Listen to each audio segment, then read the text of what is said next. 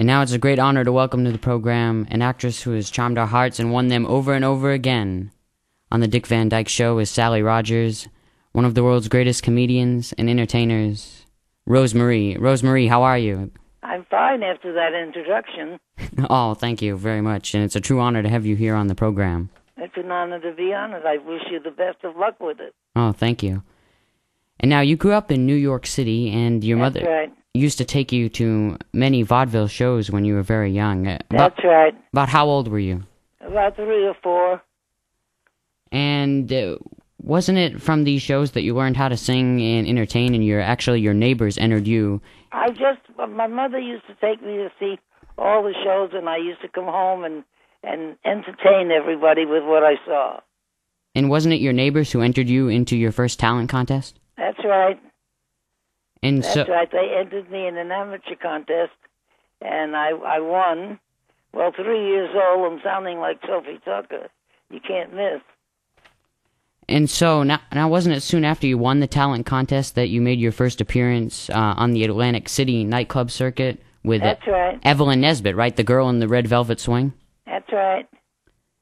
She named me. Baby Rosemarie, correct? Yeah. My father called it Dainty Rosemarie. She said, she's a baby. Call her Baby Rosemarie. Now, I'm sure as many of the listeners know, you soon became an extremely popular child radio star. But they may not know that your radio career actually started in Atlantic City, didn't it? Well, I guess you might say that, yeah. And it was from that radio appearance on, what was it, the Steel Pier? Yes. That NBC radio executives first heard about you, and then they signed you as a performer to the network. That's right.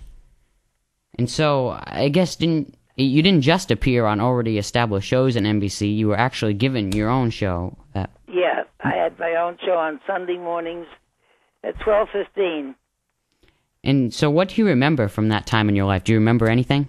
No, I remember going to school, going to rehearsal, and doing the show. Now, isn't it true that NBC actually started receiving letters from listeners who didn't believe that you were a child? That's right. So they sent me on a tour of theaters to prove I was a child because RKO was affiliated with NBC. And how long was the tour? Wasn't it something like 52 weeks? Yeah, just about. And so now I played every theater in the country. And do you remember much from that? No, just another theater, another show.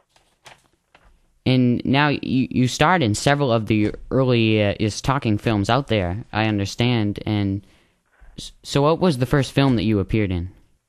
Oh, I made a short when I was 5 or 6 years old, and it was the first all-talkie short. It's called Baby Rosemarie, the Child Wonder. And that was probably around like 1929, wouldn't you say? Yeah, about something like that. And so your films or movies, short movies, would be shown before feature films in theaters, correct? That's right. And so how many of those short films did you actually make? I made about 2 or 3, and then I went on tour, and then I came back off the road and went into another show of my own. So I had 2 shows. Now, did you pick the material that you sang and recorded? No, I had a lyric writer, I had a piano player, and my father did all that. And now, I've heard you talk in the past about how your mother, you said she should have really been in some type of show business, because didn't she really love that style of entertainment? Yeah, I know she did. And so, I guess on your tours around the country, you got to meet some pretty interesting characters in your day, didn't you? Like Al Capone. Oh, everybody, you'd be surprised.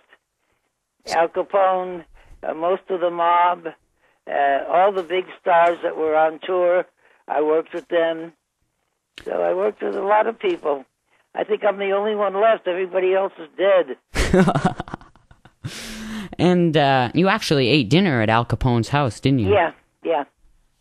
That must have been quite an experience. Yeah, I don't remember too much of it. I was about 9, I think. And he came to the theater and said he wanted to show me off to the boys, so he picked me me up after one show and drove me out to Cicero, and we had dinner, and then they drove me back to the theater. Were your parents reluctant to take you there, or did they think it was pretty fascinating? Well, I don't think you could say no. I bet not, no. But I don't know, I guess he probably seemed like a really nice guy. He was. On that to me, level. He was wonderful. They all were wonderful to me. I was the kid. I was known as the kid. The greatest child star. Yeah. Now, you actually temporarily retired from performing during your high school years, isn't that true? No, not really. I had a local program in New York, and I was finishing school. And then when I got to be in my teens, I started doing nightclubs and theaters, like the Strand and the Roxy and the Capitol Theater in New York, and nightclubs like the Chez Paris and the Pierre Hotel and things like that. And it's true that you actually became known as the First Lady of Las Vegas because you were actually the first Las Vegas headliner, weren't you? Yeah, we opened the room. Jimmy Durante, Xavier Cugat, and myself. Now, could you please take us through the series of events that led up to you taking part in that first historic lineup? Well, I just got a call to be in the show. And the minute I heard it was with Durante, because I'm not an impressionist, but I did do a little Durante in my act. And so I said, I'd love to work there with Durante. And so when we got there, we did a whole finale that was just fantastic. I bet he enjoyed your impersonation. Yeah.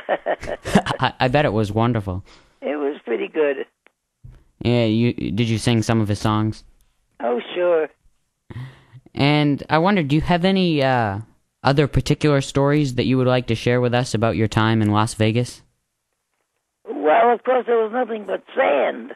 I bet, what was there? Probably only 3 hotels on the Strip at that time. That was. The Flamingo was the 3rd hotel. And it was a very high-class hotel with neon and flashing lights and everything, which scared the people of Vegas because all they knew was, the Last Frontier and the El Rancho, which is strictly a cowboy kind of place.